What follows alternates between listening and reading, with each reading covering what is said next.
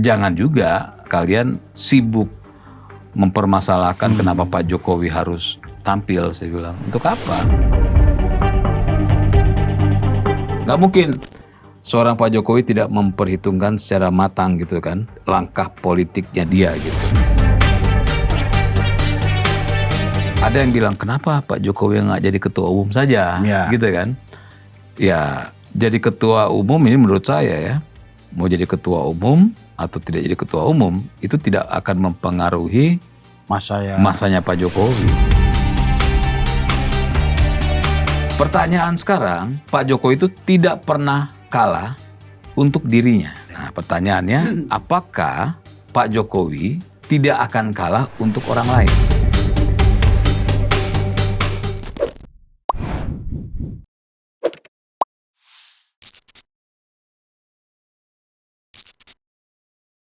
Oke, balik lagi kita di obrolan ini. Oke.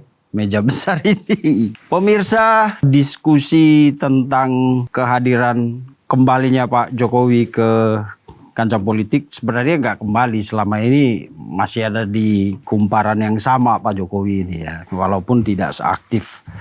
Sekarang kan disinggung lagi karena agenda beliau untuk keliling Indonesia itu. Lalu muncul beberapa pertanyaan. Sebenarnya untuk siapa Pak Jokowi ini keliling-keliling? Ya kan, kalau untuk dirinya ya sudah enggak, udah 2 periode, udah purna tugas beliau. Lalu ada tim relawan di situ. Tapi tim relawan pun kan mereka nggak punya gerbong formal lah seperti partai-partai itu kan. Oke, jadi persoalannya sekarang itu adalah untuk siapa Pak Jokowi ini keliling-keliling? Ya kan, kalau untuk kekuasaan pribadi rasa-rasanya secara logika umum aja tidak. Beliau nggak punya partai. Lalu apakah untuk Gibran atau Kaesang? Itu juga masih jadi pertanyaan sekarang. Karena kalau dalam konteks sekarang kan misalnya Gibran, dia ada dalam koalisi besar bersama Pak Prabowo. Jadi kekuatannya full power lah kalau dibilang. Apakah untuk PSI? Nah, untuk PSI ini yang kemudian banyak perdebatan. Ada satu analisa Pak Saiful Anam kalau tidak salah itu mengatakan nggak efektif kalau PSI mau mendapat sesuatu dari safari Pak Jokowi ini, tapi posisi Pak Jokowi hanya sebagai Dewan Pembina.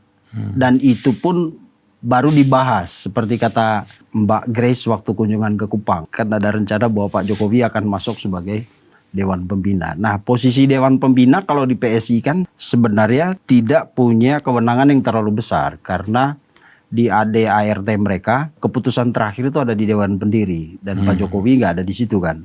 Dewan Pendirinya Jeffrey Giovanni, kalau tidak salah Grace Natali juga ya. Jadi orang melihat gantung nih posisi Pak Jokowi kalau bicara PSI. Kalau itu dia safari untuk PSI. Karena tidak akan banyak berpengaruh secara partai gitu. Kalau menurut Om Teddy seharusnya gimana Pak Jokowi itu sekarang? Ya, oke, Mas Vincent ya. Jadi sebenarnya kalau kita bicara strategi, saya selalu dalam berbagai kesempatan ketika ditanya apa strateginya, saya selalu mengatakan kalau saya sampaikan strategi saya ini, belum tentu strategi saya ini sesuai dengan strategi yang Anda inginkan, gitu kan. Jadi strategi itu adalah sesuatu yang tidak bisa kita samakan dengan matematika. Ya. Makanya apa yang sebenarnya kan ini lebih banyak ke internalnya mereka, cuma menjadi ramai. Betul. Ya kan, ini yang ramainya ini yang mau kita bahas kan sebenarnya. Bahwa ada tanggapan dari partai yang berbeda, ada tanggapan dari tokoh-tokoh lain terkait apa yang akan dilakukan oleh Pak Jokowi. Tentu yang dilakukan oleh Pak Jokowi ini bukan sesuatu yang tidak punya tujuan. Itu jelas. Ya.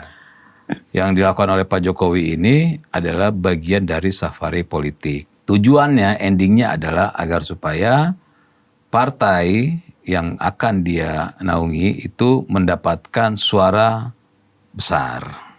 Paling tidak bisa lolos di parliamentary threshold, gitu kan. Betul. Nah, ada yang mengatakan begini, kenapa Pak Jokowi bukan di ketumnya, Ya. gitu kan? Kenapa malah di pengarah atau apa tuh? Dewan Pembina. Dewan Pembina, bukan di Dewan satu lagi? Pengurus inti lah, ketum lah. Pengurus inti. Nah ini kan balik lagi bagian dari strategi kan. Ya. Strategi mereka mengatakan bahkan bahwa akan ada yang masuk dengan inisial J. Sebenarnya kan itu bagian dari apa ya? Strategi marketing lah ya. Iyalah gitu kan. Branding yang bikin orang penasaran walaupun orang udah nggak penasaran. Karena J itu banyak. Bisa si Jeffrey Giovanni kan J. Ya udah nggak mungkin lah. Oh iya. Mana? Masa mereka mau menjual ketokohan seseorang dengan orang yang sudah ada di situ. Gitu kan. Jadi sebenarnya sudah rahasia umum sudah terjawab bahwa Pak Jokowi dan nggak apa-apa. Ya, Iya. Makanya ada beberapa kesempatan saya diajak bicara. Itu Pak Jokowi mau kemana sih? Gitu kan. Iya. Pak Jokowi mau kemana sih? Saya bilang ya pertama Pak Jokowi adalah seorang politisi. Dia menjadi presiden, menjadi gubernur, menjadi wali kota. Artinya dia ada orang politik. Ya. Oke. Dan orang politik itu nggak ada namanya berhenti gitu. Saat ini beliau masih orang politik. Nah, kayak Mas Vincent bilang, mau nyari apa sih kan dia udah selesai gitu kan. Ya jelas bukan buat dirinya, tapi untuk orang-orang yang memang dia akan support agar supaya partainya ini tentu mendapatkan suara yang signifikan gitu.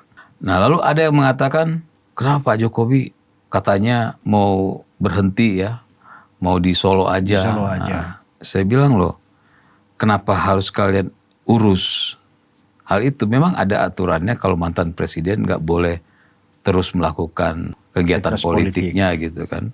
Lihat aja Ibu Mega sampai hari ini masih jadi ketua umum. SBY. Pak SBY masih sampai hari ini ya berpolitik. Pak Prabowo. Ya terus apalagi dan tokoh-tokoh lain ya. Walaupun bukan presiden tapi mereka masih berpolitik. Lalu kenapa Pak Jokowi nggak boleh gitu? Itu pertanyaannya kan. Diskriminasi politik. Nah itu kan. Kenapa Pak Jokowi nggak boleh gitu? Nah ini yang akhirnya diuraikan sebagai sebuah kelemahan dari lawan politik Pak Jokowi. Kenapa? Artinya mereka menganggap Pak Jokowi adalah batu sandungan yang sangat besar bagi mereka untuk melangkah. Kenapa? Karena dengan Pak Jokowi masih berpolitik, artinya Pak Jokowi ya nanti akan mengendorse partai politik yang akan menjadi lawan mereka gitu. Saingan lah. Saingan gitu. Ya kalau di politik ya lawan lah, karena harus mendapatkan suara. Kan. Nah jadi saya bilang biarkan saja. Toh bukankah itu bagian dari hak seseorang di negara ini. Tapi saya bilang ini sekaligus untuk melihat ininya Pak Jokowi, kekuatan Pak Jokowi. Bagus juga saya bilang. Pak Jokowi itu kan orang yang nggak pernah kalah. Petarung yang nggak pernah kalah. Petarung yang nggak pernah kalah saya bilang. Wali kota 2 periode. Jadi kalau sampai dalam asuhannya ternyata tidak mencapai tujuan atau mencapai target, maka Pak Jokowi akhirnya bisa kalah juga. Dan bisa senja kalah ya. Bisa senja kalah. Senja kalah Pak Jokowi. Ya, jadi inilah yang saya bilang, kalaupun nanti akhirnya Pak Jokowi punya catatan pernah kalah, yaitu adalah resiko beliau sebagai politisi. Ya, makanya jangan juga kalian sibuk mempermasalahkan kenapa Pak Jokowi harus tampil. Saya bilang, untuk apa? Ya harusnya kalian perkuat aja di internal kalian, perkuat saja branding kalian. Ya, kalau kalian menjadi sesuatu di negara ini ya perkuat saja. Jangan malah sibuk mengurusi dapur atau kegiatan orang lain. Nah, tapi ini jadi menarik karena yang tadinya urusan internal menjadi eksternal. Karena ada beberapa pihak yang mempermasalahkan dalam tanda kutip dan mempertanyakan kenapa Pak Jokowi turun ke gelanggang lagi gitu. Turun gunung lagi. Oke. Itu soal output nanti berhasil apa enggak dari safari ini kan pasti ya kalau ngomong politik menuju 2029 kan Iya. pasti basis elektoral kan Om ya. Nah kemudian pertanyaannya gini Om, kan Om di partai juga. Domainnya Dewan Pembina itu apa di partai? Seberapa besar pengaruh dia di partai Dewan Pembina itu? Masing-masing partai beda-beda. Sesuai dengan ADART masing-masing. Oke, kalau dalam konteks umum aja. Secara umum sih ya nggak terlalu mempengaruhi apapun ya. Artinya ya dia bukan pihak yang punya kewenangan untuk menentukan A dan B. Secara umum ya kita bicara ya. Karena semuanya itu sudah diserahkan kepada pimpinan teras, maksudnya pengurus inti di Dewan Pimpinan Pusat. Dewan Pimpinan Pusat gitu. Artinya ya namanya pembina ya membina aja. Tapi kita nggak tahu ya kalau di partai lain seperti apa ya. Bahkan ada Bahkan kadang-kadang nama-nama Dewan Pembina itu boleh dibilang sekedar naro aja karena ketokohannya ya ada yang begitu gitu kan. Tapi kontribusinya secara nyata itu Ya enggak. Sepengalaman saya di beberapa partai. maksudnya upaya untuk mendulang suara. Nggak bisa. Jadi lucu dong kalau Pak. Bukan nggak bisa gini. Tentu akan ditaruh tokoh-tokoh. Oke. Ya.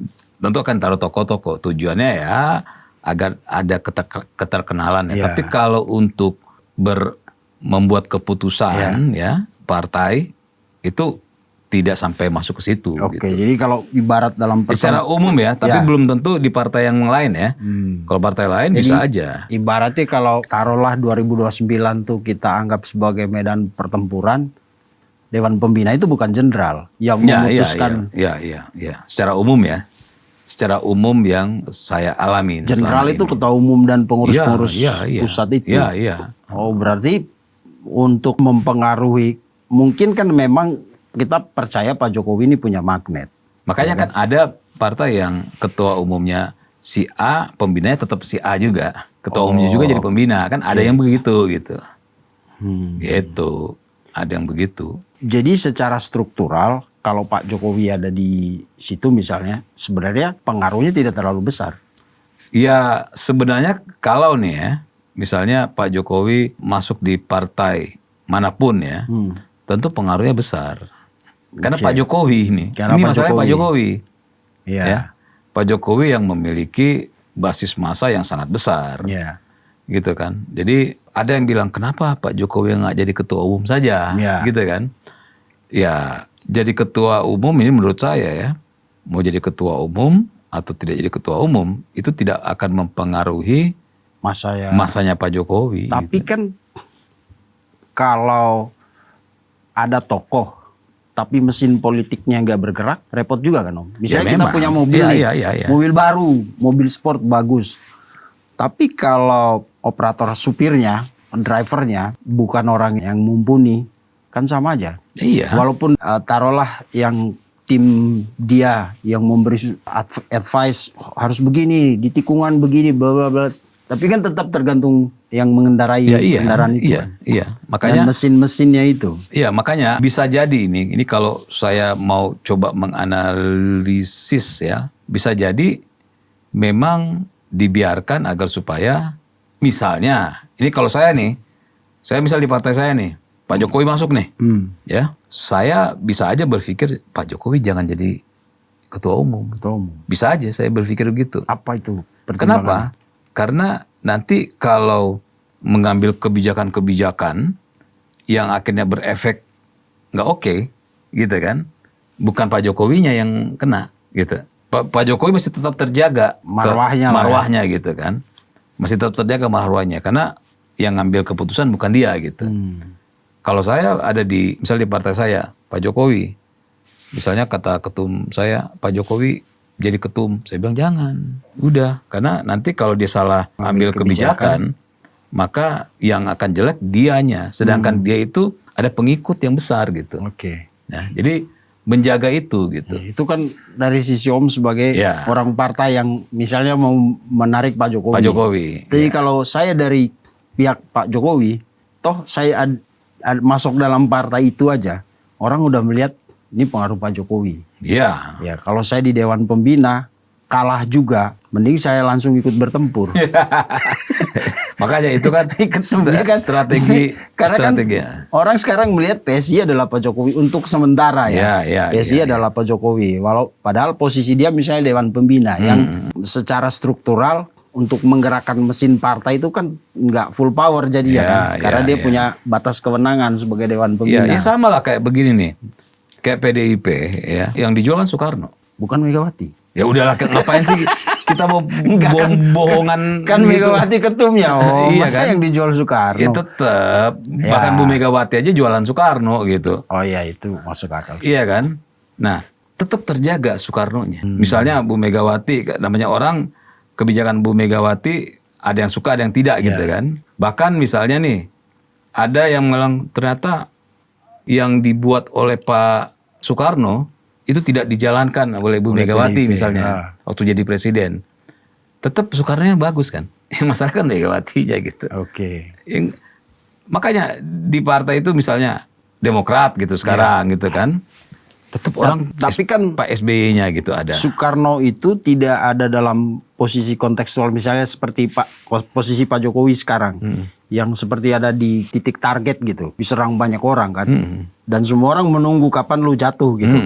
Nah kalau sampai nanti terjadi di PSI, taruhlah sebelum kita bicara tentang tujuan dia yang lain-lain, misalnya tujuan untuk Pak Jokowi sendiri aja untuk membuktikan bahwa emang gua kampiun, nggak pernah kalah, menang terus. Tapi tiba-tiba begitu dia masuk PSI nanti, ternyata misalnya karena tadi, ya dia nggak punya kewenangan untuk benar-benar memutar mesin partai ini loh. Akhirnya kalah, kan nanggung om. Ya udah ada resikonya Pak Jokowi.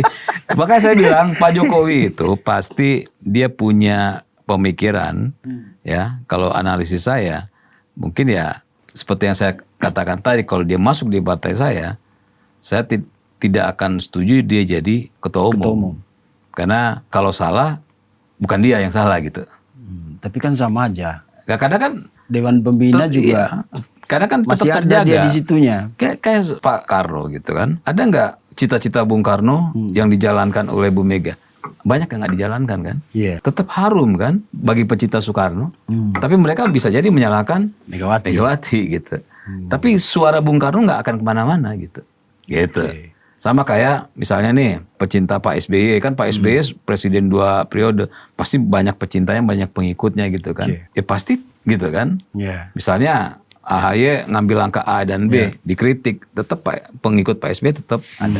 Nah ini kita melihat bahwa masih seperti ini ya. Jadi Pak SBY begitu Demokrat turun itu disalahin juga om. Kalau Soekarno kan itu dia pengaruh ideologis kan. Ideologis. Yang nggak ada lagi wujudnya. Betul. Ideologis. Kalau Pak Jokowi ini kan sebenarnya pengaruh politik praktis. Kalau Pak Jokowi udah ideologis bagi mereka. Ya emang ya ada Jokowisme itu kan. Udah ideologis. Cuman ya seberapa melekat Jokowisme itu di PSI kan. Iya. Nah itu dilema ketika dia ada di Dewan Pembina. Makanya pentingnya ada seperti tokoh-tokoh itu. Semua kan menjual tokoh ya. Kita lihat lah ya. PSI dengan Jokowi, Megawati dengan Soekarno, Demokrat dengan Pak SBY, Gerindra Pak Prabowo. Gerindra Pak Prabowo gitu kan. Nasdem ada Pak Surya Paloh gitu kan.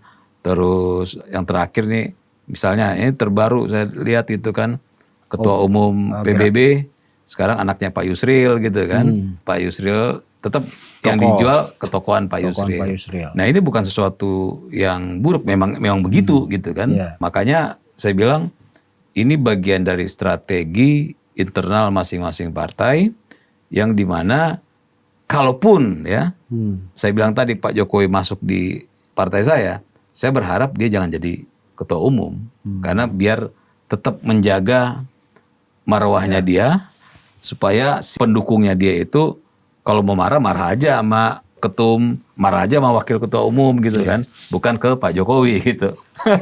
Atau memang sebaiknya Pak Jokowi jangan masuk partai. Nah, sebenarnya bisa aja begitu, cuma kan kita bukan harus hitam dan putih di politik itu kan, ya harus jelas mau kemana. Makanya pelajaran yang penting yang kita lihat bahwa ketika Pak Jokowi menginginkan Pak Prabowo dengan menggandeng Bukan menggandeng siapa? Gibran, Sebelumnya si Ganjar. Ganjar. Saya selalu lupa sama Ganjar Pranowo ini loh. Terkenal loh Mas. Bingung Bang, saya. Itu kan udah bukan, ini lagi udah hitam putih. Jadi memang harus hitam putih. Pak Prabowo, Mas Ganjar, yuk sama Pak Prabowo ya, wakil gitu kan. Biar bisa menang nih, gitu kan. Jelas. Makanya saya yakin Pak Jokowi juga akan berpolitik secara jelas. Ya, bahwa kemungkinan para pendukungnya, misalnya Jokowi Mania, yang kan Jokowi Mania kan multi partai tuh. Iya, Iya kan? itu jadi masalah juga. Nah, itu bagian dari, pasti sudah diperhitungkan Iya. oleh Pak Jokowi bahwa akan kehilangan misalnya. Itu sudah diperhitungkan. Nggak mungkin seorang Pak Jokowi tidak memperhitungkan secara matang gitu kan, langkah politiknya dia gitu. Kalau dari sudut pandang itu bisa jadi persoalan sendiri lagi Om. Ya iya. Karena gini, bisa jadi selama ini relawannya Pak Jokowi itu lebih banyak dari partai yang bukan PSI. Iya bisa. Jadi persoalannya banyak ini. Nah makanya Iya kan? saya bilang yang ini, harus dipertimbangkan dengan sangat hati-hati. makanya saya bilang di luar dari urusan partai, itu karena itu bisa bagian dari strategi internal. Tapi yang saya soroti adalah pertaruhan Pak Jokowi. Iya betul. Pak Jokowi ini Kampiun. orang yang tidak pernah kalah, gitu kan. Nah, kalau sampai dia akhirnya mengambil posisi untuk memenangkan sebuah partai, apapun partainya. Kan waktu itu pernah bilang Golkar, Ya. pernah dibilang di Nasdem, Nasdem ya, mau akuisisi Nasdem. pernah dibilang di PSI dan segala macam. Tapi bukan itu intinya, jadi bukan partainya yang kita lihat, Pak Jokowinya. Pak Jokowinya. Apakah Apalagi pertaruhannya dia ini didukung lintas partai, orang-orang Oh, ya. lintas partai. apakah masih Raja Midas dia? Sentuh apa aja jadi ya kan? Nah ini pasti Pak Jokowi sudah memikirkan. Pasti Wong ketika dia akhirnya memilih Pak Prabowo, itu pendukungnya hilang juga kan? Gitu. Walaupun ada juga pendukung baru gitu kan. Jadi orang yang tadinya, bahkan saya bilang orang-orang ini berlebihan waktu mereka masih pendukung Pak Jokowi udah berlebihan memujinya. Iya. Akhirnya sekarang berlebihan menyerangnya. Itu kan adalah sebuah fenomena bahwa mendukung Pak Jokowi itu bisa berubah sesuai dengan kemana Pak Jokowi pergi. Ya dong. Iya. Pak Jokowi masih di partai PDI, ini ada pendukungnya. Pak Jokowi masih dengan Ganjar, ini ada pendukungnya gitu. Tapi ketika dia sudah ke Pak Prabowo, ada pendukungnya yang memang misalnya tidak suka Pak Prabowo gitu kan. Akhirnya tidak lagi mendukung Pak Jokowi. Bahkan cenderung menyerang gitu. Ya kayak Gun Romli lah. Iya. Gun Romli. Nah, jadi inilah yang saya bilang pertaruhannya Pak Jokowi ke depan. Bahayanya bagi lawannya Pak Jokowi, mereka melihat Pak Jokowi punya track record. Makanya kenapa mereka ganggu Pak Jokowi? Kenapa mereka nggak ganggu Bu Mega? Kenapa nggak ganggu Pak SBY gitu kan?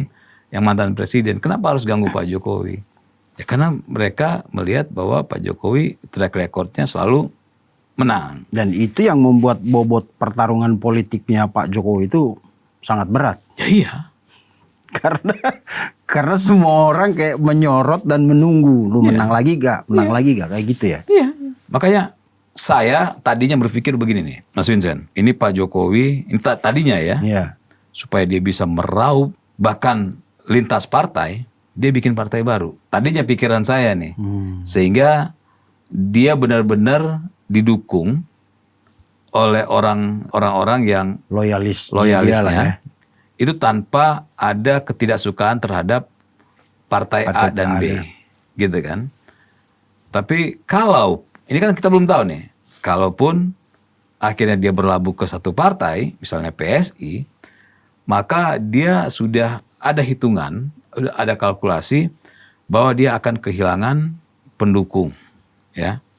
Pertama pendukung bahwa Pak Jokowi yang tadinya walaupun dia ada di PDIP, tapi dia adalah dia hanya anggota lah, hanya anggota biasa, artinya dia bisa kemana aja gitu, Betul. ya. Jadi orang mendukung dia karena ketokohannya, karena dianya. Gini, Iya. orang mendukung Pak Jokowi di 2014 karena Pak Jokowi, karena ingin Pak Jokowi menang. Betul. Orang mendukung Pak Jokowi di 2019 karena ingin Pak Jokowi menang. Atau karena yakin Pak Jokowi menang gitu ya Pak? Atau yakin. 2012 ketika jadi calon gubernur, orang mendukung ya bukan karena partai, Karena sosoknya. tapi sosoknya. Partai itu hanya perahunya, alat. Nah, pertanyaan sekarang, Pak Jokowi itu tidak pernah kalah untuk dirinya. Iya. Nah, pertanyaannya, apakah Pak Jokowi tidak akan kalah untuk orang lain? Karena ini baru pertama. Ini dalam ini pernyataannya. Iya dong. Nah, iya dong. Iya, Kak. Kalau tadi kita mengatakan bahwa Pak Jokowi itu safari untuk PSI. Kalau untuk Iya kan? PSI Untuk ya. PSI ya. Kalau kan berarti selama ini Pak Jokowi tidak pernah kalah untuk dirinya. Untuk dirinya. Sekarang dia bertarung, kan dia bilang saya akan all out Ya. untuk PSI kan. Berarti Ya. emang dia Udah ke PSI Iya berarti. kan, berjuang untuk PSI kan. Nah, apakah dia akan menang seperti ketika dia bertarung atas reputasinya Ya. sendiri? Ini hal baru bagi dia. Jadi gini, Pak Jokowi sudah tutup buku bahwa dia tidak pernah kalah untuk dirinya. Iya, Tapi dia buka lembaran baru, apakah dia akan menang akan menang untuk orang lain. orang lain. Gitu. Wah, ini Pak Jokowi pade ini penting nih ya. Ternyata kita kan selama ini orang selalu berpikir ya dia bertarung untuk PSI, apa untuk Gibran atau untuk Kaesang atau siapapun itu. Tapi yang disorot Bang Teddy adalah untuk Pak Jokowi sendiri sebagai kampiun 2 wali kota, 1 gubernur, 2 presiden, pialanya kan. Iya. Apakah nanti masih dapat piala lagi, piala partai ini jadinya Iya, kan? iya. Nah, Karena dia berjanji untuk all out buat PSI. ya. Kalau dulu dia adalah David Beckham-nya, gitu kan. Kalau sekarang dia adalah pelatih MU dulu siapa tuh yang terkenal? Pelatih MU si Ferguson. Ferguson. Fergie. Apakah kalau dulu dia Pak Jokowi adalah David Beckham, sekarang dia menjadi Fergie. Dia harus memenangkan tim. Nah, masalahnya di dalam sejarah seperti Diego Maradona, ketika dia menjadi pemain, dia berhasil, tapi ketika dia jadi pelatih, dia tidak berhasil. Nah itu. Berat juga. Padahal menangani tim yang lama dia ada di situ kan. Iya. Nah kalau dulu Pak Jokowi di-endorse, sekarang Pak Jokowi mengendorse. Nah ini hal yang baru yang harus dilakukan oleh Pak Jokowi. Dunia baru kan? Iya. Medan yang sama. Medan yang sama. Posisi berbeda. Tapi tentu secara pengalaman beliau mengetahui lah ya. Ada kelebihannya lah beliau gitu. Ya. Tapi Ada kelebihan. kalau melihat PSI sendiri memang agak unik partai ini ya. Partai baru boleh dibilang masih kecil karena dia nggak masuk parlemen kan. Tapi memang tokoh-tokohnya di daerah itu banyak. Bahkan ada yang jadi bupati, gubernur, di DPR juga ada. Tinggal nyambung tangga ke pusat aja. Ya iya, kan memang banyak loh. Jadi Mas Vincent dan masyarakat harus tahu banyak partai-partai yang tidak ada di parlemen, maksudnya tidak ada di Senayan. Itu menguasai di daerah. Iya betul. Gitu. Banyak. Jadi banyak partai-partai yang di parlemen itu di daerah jadi minoritas. Gitu. Bukan hanya PSI, ya, partai-partai yang lain pun yang non parlemen banyak yang menguasai di beberapa daerah, termasuk memenangkan kepala daerah gitu. Ini suatu hal yang lain lagi kalau kita diskusikan karena berhubungan dengan Sistem pemilu gitu. Betul. Oke. Jadi ya emang kalau kita bilang ini problematik dan dilematis nih buat Pak Jokowi. Gak gampang memutuskan itu ya. Ya. Maka saya tertarik untuk melihat ini bukan PSI-nya, Pak bukan Jokowi. Nasdemnya, Apapun partainya lah. apapun partainya, tapi ngelihat Pak Jokowinya. Ini Pak Jokowi tidak pernah kalah, menang terus untuk dirinya kan, tapi belum tentu untuk Orang lain. Ya kalau ditanya ke semua partai, Hmm. ya termasuk partai saya, tentu kita akan bilang ya semoga Pak Jokowi tidak berhasil sebagai pelatih. Ya iya dong. Kalau berhasil, soalnya berarti suara partai lain Iya. dong yang digerus. Termasuk partai Om Teddy. Iya Pak. Iya benar, kalau dia berhasil sebagai pelatih. Loh, Wow, dulu bahaya itu. saya bukan PDIP, tapi saya pingin Pak Jokowi jadi presiden. All out kita, gitu kan. Karena Jokowi. Karena Jokowi nggak dibayar kita. Iya, bukan karena PDIP. Bukan karena PDIP. Om Teddy bukan orang PDIP. Kan? Bukan. Begitupun dengan yang lain. Oke. Ya. Nah, berarti pertanyaan selanjutnya gini Om. Ketika Pak Jokowi bertarung untuk dirinya, yang tadi menang terus itu. Kenapa dia menang? Karena banyak orang tertarik dan mau mendukung dia. Karena ketokohannya, Ketokohannya, ada dianya. Nah, bukan partainya. ini jadi pertanyaan baru lagi. Apakah nanti ketika Pak Jokowi bertarung untuk orang lain, taruhlah untuk PSI.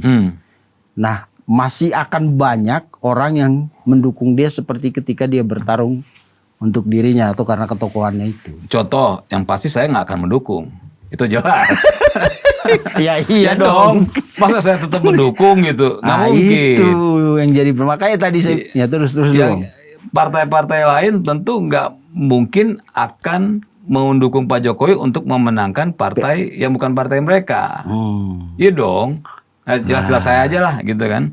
Saya nggak akan mendukung Pak Jokowi. Dan ini bisa jadi dilema buat relawan Om. Ya Karena relawan Pak Jokowi kan tadi seperti Antar Om tadi partai. bilang multipartai kan. Nggak mungkin dong loyalis dia selama ini yang ada di Golkar. Ya itu. Begitu dia masuk PSI ikut mendukung juga. Wah bunuh diri. Ya iya, dan saya yakin Pak Jokowi sebagai seorang pemain catur yang handal, dia sudah tahu, dia perhitungkan itu semua. Dia pasti tahu, nggak mungkin si Teddy Gusnaidi akan mendukung saya lagi, nggak mungkin. Nggak mungkin Surya Paloh akan mendukung saya lagi, nggak mungkin, gitu. Saya pasti dia udah hitung, dan pasti dia udah tahu bahkan relawan-relawan itu pasti nggak semua akan bersamanya gitu. Ya kemudian akan ada pertanyaan baru. Kalau begitu kenapa harus PSI? Itu Apa karena ada Kaesang? ya bisa jadi. Karena kalau mau mengukuhkan diri sebagai kampiun kan, misalnya ke Golkar lah, atau ya Nasdem lah ya, seperti isu kemarin mau diakuisisi itu Nasdem. Pertanyaan ini sebenarnya ditanyakan juga ke saya. Pak Jokowi ke sana karena Kaesang. Ya iyalah, saya bilang sama seperti kenapa Mas AHY ada di Demokrat, Ya, karena Pak SBY. Pak SBY. Ya, oke. Iya dong. Tapi kan kalau begitu nanti para penyerang yang selama ini menyerang Pak Jokowi karena unsur dinasti atau politik dinasti itu semakin kenceng dong. Nah, politik dinasti itu kan hanya berlaku untuk jabatan ini, Jabatan struktural. negara. Dan kalaupun jabatan struktural negara, itu pun hari ini nggak berlaku karena bertentangan dengan Undang-Undang Dasar 45. Setiap orang punya hak. Punya hak. Maksudnya kita harus tahu tuh. MK dulu ada undang-undang pilkada ya. Dulu pemilu kada namanya. Itu melarang misalnya gubernur terus bupatinya Istrinya. atau istrinya yang berhubungan darah itu atau hubungan keluarga itu menjadi kepala daerah di bawahnya gitu. Misalnya jadi wali kota. Gitu. Misalnya dia gubernur Jawa Barat, Terus Bupati Bandung, Wali Kota Bandung. jadi anaknya gitu Anaknya. kan. Nah itu dulu ada aturan itu. Sekarang dihapus. Nah di MK udah lama ketika itu ada langsung diajukan ke MK. MK mengatakan bahwa ini melanggar konstitusi. Iya. Karena setiap orang berhak untuk ada di pemerintahan. Nggak boleh karena berdasarkan hubungan darah gitu kan. Oke. Nah jadi kalaupun misalnya nih waktu pemerintahan Pak Jokowi kan Pak Jokowi presiden, Gibran Wali Kota Solo. Bobi Wali Kota Medan. Ada nggak serangan urusan dinasti? Nggak ada. Karena itu memang secara hukum, secara undang-undang pemilihan pilkada, secara konstitusi boleh. Dipermasalahkan setelah Presiden turun. Setelah Jokowi Pak Jokowi sudah tidak lagi ketika Pak Jokowi mengarahkan dukungan ke Pak Prabowo. Kan itu masalahnya. Oke. Harusnya kan kalau memang itu bermasalah dinasti harusnya sejak sebelum Pak Jokowi ke Pak Prabowo kan. Ini kan hanya soal like dislike aja. Jadi tidak pernah ada di negara ini yang namanya dinasti. Ya. Karena kita bukan negara kerajaan. Kalau partai politik ada dinasti boleh-boleh aja. Sah-sah saja. Demokrat. Iya, di Demokrat ada Agus, ada Ibas. Di PDIP ada Puan. Ada yang satu lagi Prananda. Di Nasdem juga ada si siapa? Dan itu tidak apa-apa, tidak melanggar apapun dan sah-sah saja gitu. Siapa yang melarang? Iya. Boleh, karena itu bukan institusi negara.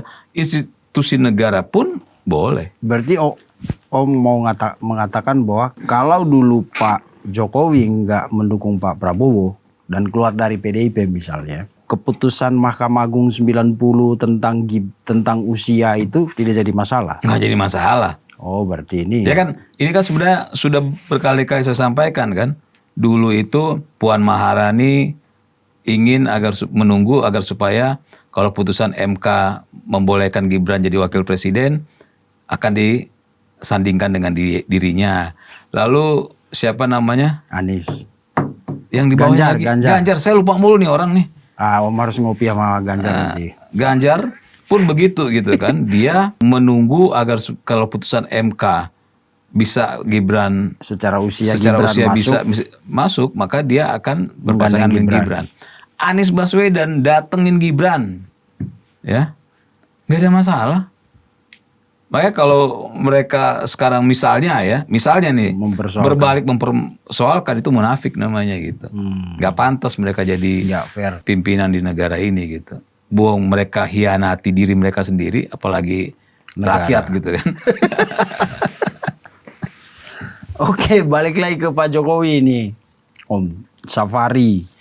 Ya kita nggak mau ngomong terlalu dalam tentang PSI sih, karena Om kan partai juga kan. Iya. Nanti dikira. Tapi tadi kita memang menyoroti dari sisi Pak Jokowi sendiri. Iya. Sebagai petarung yang nggak pernah kalah. Iya. Karena begini, kalau partai pasti punya strategi masing-masing. Iya. Ya. Dan tidak bisa kita mendikte strategi setiap internal partai, nggak bisa, nggak boleh. Tapi kalau kita menangkap fenomena seorang tokoh bernama Pak Jokowi, ya boleh-boleh aja. Iya. Dan partai dan PSI beruntung banget sebenarnya itu ya. Ya beruntung lah. Tapi bagaimana mereka mengolah bola ini nanti? Itu tinggal tunggu bagaimana strategi mereka. Iya. Gitu kan. Apakah dia akan jadi Maradona yang waktu bermain atau malah jadi Maradona yang berlatih? Ini menarik sih, menarik karena ya udah kita tutup mata aja lah ke soal reaksi PDIP yang terkesan tidak terlalu suka dengan safari politiknya Pak Jokowi. Ngaco itu yang ya, PDIP ngaco kalau makanya suka. Kita nggak usah ngomong aja yang ngaco-ngaco itu kan. Artinya kita fokus ke ini menarik ini. Ini benar. Boleh dibilang ujian terakhirnya Pak Jokowi kan. Iya. Di usia dia yang sekarang setelah pensiun dari presiden, ini ujian terakhir nih. Iya. Kalau di kampus saya dulu ada namanya Universum. Apa tuh? Universum itu ujian materi dari tingkat 1 sampai tingkat S2. Okay. Di semua materi itu diuji. Nah, Universum itu. Setelah itu baru dia jadi ditabiskan. Nah, lulus Universum nih. Universum tuh mata kuliah dari semua itu dirangkum dari tingkat semester 1 sampai tingkat S2. Pak Jokowi dari semua pengalamannya dirangkum Universum nih Pak Jokowi. Pak Jokowi Universum nih. Dan menarik untuk menunggu ini ya Om. Iya. Luar biasa. Iya. Bagaimana bisa jadi partai peserta pemilu, bagaimana bisa meloloskan di Senayan, ini ya sesuatu yang semua partai juga kesana arahnya. Ya, cuma dengan adanya Pak Jokowi tentu ada tambahan amunisi gitu. Ya. Bisa positif, bisa negatif. Tapi kan tambahan amunisi secara ketokohan. Ya. Ya, secara suara kan belum tentu. Ya belum. Karena tadi Om Teddy kan pasti udah nggak mau Nggak. Ya jelas lah. nggak mau ini Pak Jokowi lagi ya. Kalau Pak Jokowi masih jadi Tokoh independen gitu gak terikat sama partai. Ya, saya pasti akan mendukung Pak Jokowi. Tapi kalau Pak Jokowi sudah Berjuang untuk untuk partai. orang lain, Oh ya. ya ngapain gitu. Wah ini menarik sih, daripada kita ngomong seperti reaksi PDIP, tunjukkan ijazahnya atau bagaimana misalnya di awal-awal tuh Projo sempat terkesan rebutan nama PSI, itu nggak menarik lagi sih. Nggak menarik. Yang paling menarik ini nih, apakah sang kampiun kita ini akan juga mengantongi kemenangan ketika jadi pelatih ya? Iya. Dewan pembina kan. Menggocek bola sendiri itu lebih keren ketimbang menasihati orang menggiring bola ya. Iya. Wah iya. Dia lagi akan jadi Jose Mourinho. Wah. Oke, terima kasih Om Teddy. Siap. Ya pemirsa, begitulah. Ini yang menurut saya dari pembahasan tentang safarinya Pak Jokowi, menurut saya ini sudut pandang yang menarik sih. Ya kita gak peduli lah partainya siapa, tapi kita mau lihat Pak Jokowi setelah jadi petarung dan selalu menang, sekarang duduk di kursi pelatih misalnya. Iya. Apakah tim yang diasuhnya itu akan menang atau tidak, ini ya ujian universumnya Pak Jokowi lah. Universum. Keren juga tuh bahasa. Iya, ujian universumnya Pak Jokowi ya, kita tunggu di tahun 2029 ya Om. Iya. Terima kasih Om Teddy. Ya, makasih. Ya pemirsa, sampai jumpa di episode selanjutnya. Pasti kita pengen ekspresinya. mengedepankan estetika. Jelas tadi mendengarkan.